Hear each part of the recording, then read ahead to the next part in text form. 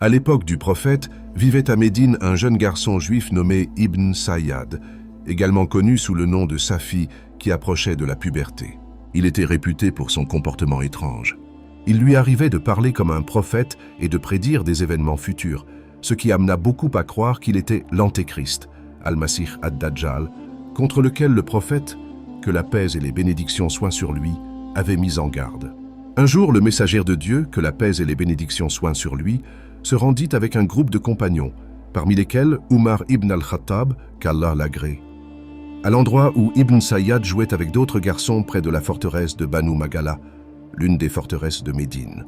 Le prophète, que la paix et les bénédictions soient sur lui, s'approcha de lui, se plaça derrière lui et le frappa dans le dos.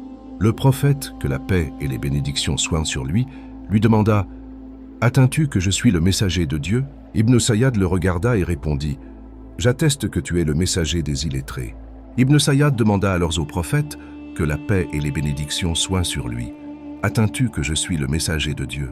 Le prophète, que la paix et les bénédictions soient sur lui, refusa, disant « Je crois en Dieu et en ses messagers. » Le prophète, que la paix et les bénédictions soient sur lui demanda alors « Que vois-tu » Ibn Sayyad répondit « Un homme sincère et un menteur viennent à moi. » Le prophète, que la paix et les bénédictions soient sur lui dit « Tu es confus. » Le prophète, que la paix et les bénédictions soient sur lui dit alors « Je t'ai caché quelque chose, c'est-à-dire j'ai gardé quelque chose pour moi afin de te mettre à l'épreuve. » Ibn Sayyad dit « C'est de la fumée. » Le prophète, que la paix et les bénédictions soient sur lui dit « Va-t'en, tu ne dépasseras pas ta condition. » À ce moment-là, Umar ibn al-Khattab, qu'Allah l'agrée, s'apprêtait à le tuer.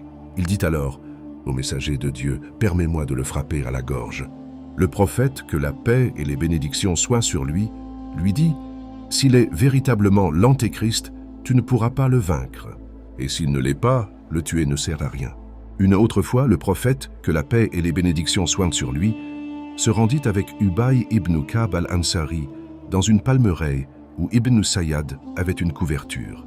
Le prophète, que la paix et les bénédictions soient sur lui, se cacha derrière les troncs des palmiers pour l'écouter sans être vu.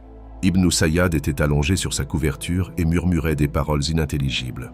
Sa mère l'aperçut et dit « Ô Saf, voici Muhammad. » Le prophète, que la paix et les bénédictions soient sur lui, dit « Si tu l'avais laissé tranquille, sa véritable nature m'aurait été révélée. » Puis le prophète, que la paix et les bénédictions soient sur lui, se tint devant le peuple pour prononcer un sermon. Il loua et glorifia Dieu, puis dit « Ô gens, je vous mets en garde contre l'Antéchrist. Tous les prophètes ont mis en garde leur peuple contre lui. Noé a mis son peuple en garde contre lui. Mais je vous révèle à son sujet une chose qu'aucun prophète n'a révélée à son peuple.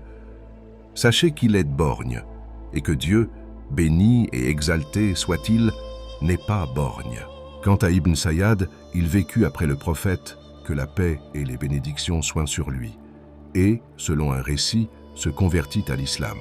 Il eut un fils nommé Amara ibn Abdullah ibn Sayyad, dont Malik et d'autres tabi'in rapportèrent des hadiths, et il fut l'un de leurs chefs. Le jour de la bataille d'Al-Hara, en l'an 63 de l'Hégire, Ibn Sayyad disparut au cours des combats, et aucune trace de lui ne fut retrouvée, ce qui accrut les soupçons à son égard. Les savants divergeaient quant à sa véritable nature. Un groupe affirmait qu'il était l'Antéchrist lui-même. Un autre groupe estimait plus probable qu'il ne fût pas l'Antéchrist annoncé pour la fin des temps, car le prophète, que la paix et les bénédictions soient sur lui, nous avait informé que l'Antéchrist viendrait de l'Est, n'entrerait pas à Médine, n'aurait pas d'enfants et serait un incroyant. Or, aucune de ces caractéristiques ne correspondait à Ibn Sayyad.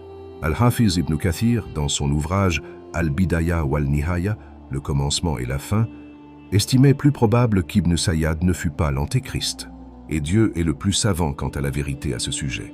Partagez ce récit authentique en rappelant l'épreuve d'Ibn Sayyad et la manière dont le prophète, que la paix et les bénédictions soient sur lui, l'a surmonté avec sagesse et discernement. Faites savoir que Dieu protège qui il veut parmi ses serviteurs et que l'Antéchrist est une grande épreuve dont nous implorons la délivrance. Quiconque partage ce récit recevra une récompense égale à celle de ceux qui le lisent et y réfléchissent, car celui qui guide vers le bien est semblable à celui qui le pratique, et Dieu multiplie la récompense de qui il veut. Il nous suffit et il est le meilleur des protecteurs.